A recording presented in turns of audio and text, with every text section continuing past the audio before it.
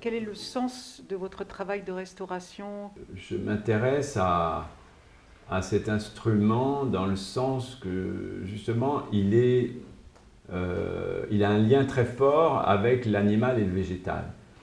Et je pense que le sens pour moi c'est de rétablir, de faire renaître un rapport à la nature qui est un peu perdu dans le monde moderne où justement on est lié à la machine.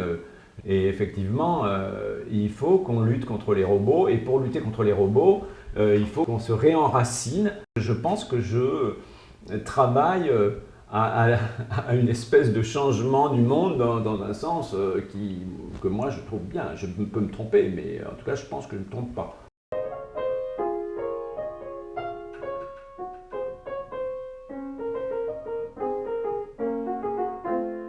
Est-ce que c'est la complexité du piano qui rend le piano si mystérieux?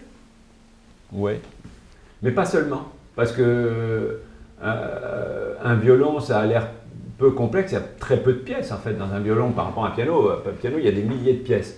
Mais c'est quand même complexe parce que finalement, justement, c'est le mystère de la nature, ce qui fait qu'un morceau de bois, comme dirait Peggy, dans le bois, on travaille dans l'éternel. Et ça veut dire que, tout simplement, si vous ratez votre coup de ciseau à bois quand vous faites un chevalet de piano, si vous le ratez, c'est pour toujours, c'est pour l'éternité. Vous ne pouvez pas le réparer. Si vous le réparez, il y a un collage, et le collage, il sera là aussi pour l'éternité. Chaque pièce est singulière, chaque bout de bois est singulier. Et ça, c'est un miracle constant. Mais on oublie les miracles parce qu'il y en a trop, en réalité.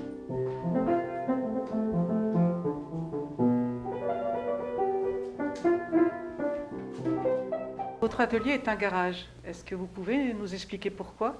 Il est localisé dans ce garage parce que le grand-père de ma femme a fait construire ce garage en 1928 et que il est mort depuis un certain nombre d'années et les locaux se sont libérés et j'ai pu en profiter. Avant, j'avais un atelier à Vitry, voilà.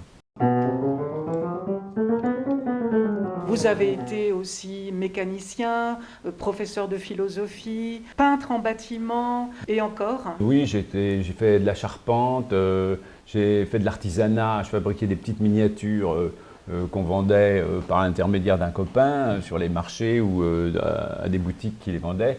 Enfin, j'ai fait plein de boulots manuels, petits boulots comme on dit, des petits ou des gros, mais pas très longtemps. J'ai même fait des pizzas, j'allais chercher des voitures en Angleterre que je restaurais. Voilà. Avec le piano, le coup de foudre a eu lieu à quel moment? Avec le piano, ça a commencé plus tard, avant les années 80, où je faisais partie d'un petit groupe, où il y avait une chanteuse, j'ai écrit quelques chansons, etc. Bref. Son compagnon était vraiment super branché dans la restauration de piano, et on avait restauré un piano pour faire des tournées, quoi. Et moi, j'ai commencé à apprendre à ce moment-là. D'accord. Mais pas autodidacte, quoi.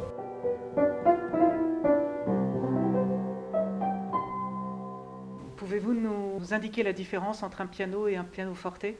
Ça vient de l'origine de la fabrication du piano par Bartolomeo Cristofori vers 1700 à Florence, qui était au service de la famille Médicis, où il s'occupait de la collection à l'époque justement pas de pianoforte, mais de clavecin. Et il a appelé ça, cette invention qu'il a faite, lui, le premier, d'ailleurs un piano extraordinaire, il a appelé ça Gravicembalo col piano e forte. Ça veut dire en fait un clavecin qui peut jouer doux et fort. Maintenant en France, on a gardé que la fin du mot, enfin que le début du mot. On a appelé ça piano, alors qu'en fait on aurait pu garder la fin du mot, on pourrait appeler ça forte. D'ailleurs, il vaudrait mieux qu'on appelle ça forte parce que les pianos modernes sont plus forts que doux, quoi. D'ailleurs, dans un dictionnaire rigolo sur la musique, il y a un gars à l'époque de Chopin qui dit le piano forte s'appelle piano depuis que tout le monde le joue forte. Je trouve ça très drôle et absolument vrai. Souvent, j'aime pas trop les pianos très modernes qui peuvent jouer presque que fort. Et pour pouvoir jouer fort, il faut pouvoir jouer extrêmement doucement. Il faut qu'un piano puisse faire un pianissimo presque inaudible, on n'entend presque plus rien. Et là, c'est la merveille absolue.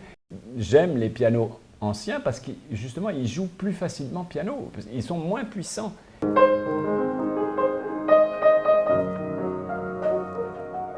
Vous nous avez aussi parlé de piano girafe. Est-ce que vous pouvez nous expliquer ce que c'est? En 1827, si je ne me trompe pas, il y a un pacha d'Égypte qui a offert une girafe à Charles X, parce qu'il voulait un peu se desserrer l'étreinte des Turcs et donc se rapprocher du roi de France. Et cette fameuse girafe a débarqué à Marseille et a traversé toute la France, etc. Bon, après, ça a eu un retentissement dans le mobilier, dans la vaisselle, il y a eu une sorte de giraphomania. Et il y a des pianos qui existaient avant, c'est-à-dire verticaux, avec les cordes verticales qui mesuraient 2 mètres de haut, qui se sont mis à ressembler à une girafe, avec justement presque la forme de la tête. Alors moi j'ai toujours été fasciné par ces pianos-là, j'ai trouvé ça d'abord très beau et marrant, et je pense efficace en plus. C'est très rare, en fait j'en ai jamais eu, et donc je me suis dit, bah, comme j'en avais pas, je vais en fabriquer un. L'année dernière, j'ai fabriqué un piano girafe et là, il est loué au TNP, il fonctionne.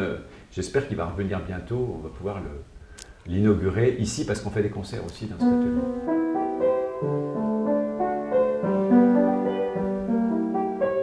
Les pianos sur lesquels vous travaillez, est-ce que vous avez des préférences, des coups de cœur? Est-ce que ceux que vous restaurez, c'est la même chose que ceux que vous accordez, que ceux que vous fabriquez? Bien sûr que j'ai des préférences et des coups de cœur, ça serait difficile de ne pas en avoir. Il y a des pianos qui vous fascinent, il y a des pianos, vous entendez une note et elle est merveilleuse, vous pourriez l'entendre pendant des heures. Et d'autres, toutes sont moches presque, mais même le plus mauvais piano du monde, il a quand même quelque chose de bien. À chaque fois, il y a au moins une note qui est bien. Et une, c'est déjà mieux que rien, quoi. Et c'est déjà beaucoup, parce qu'un piano électronique, il en a 0 de bien. C'est-à-dire qu'elles sont toutes bien ou moches, c'est-à-dire c'est ni bien ni moche. Et ça, parce que en fait, ça manque de présence. Et ça, c'est un drame absolu, quoi. Vous ne pouvez pas tomber amoureux d'un robot. Vous pouvez tomber amoureux d'une femme qui n'est pas belle, mais d'un robot, vous ne pouvez pas. Même si elle n'est pas belle, elle a peut-être un œil qui est pas mal, ou une oreille, ou l'ongle du petit doigt de pied qui est charmant. Et les pianos, c'est pareil.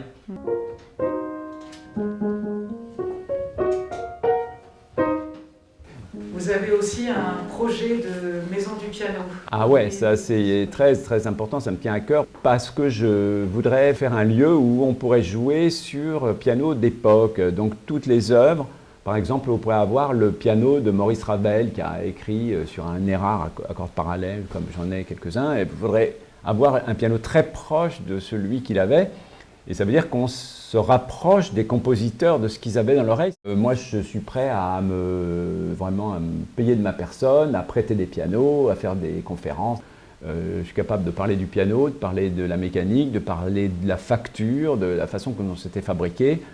Et aussi des compositeurs. J'ai fait de la musicologie dans les années 70 et voilà, puis ça m'a toujours intéressé. Tant qu'on est surpris, ben, on a encore envie de vivre, quoi, voilà. Le projet, c'est de fabriquer un cercueil en forme de piano. Oh non.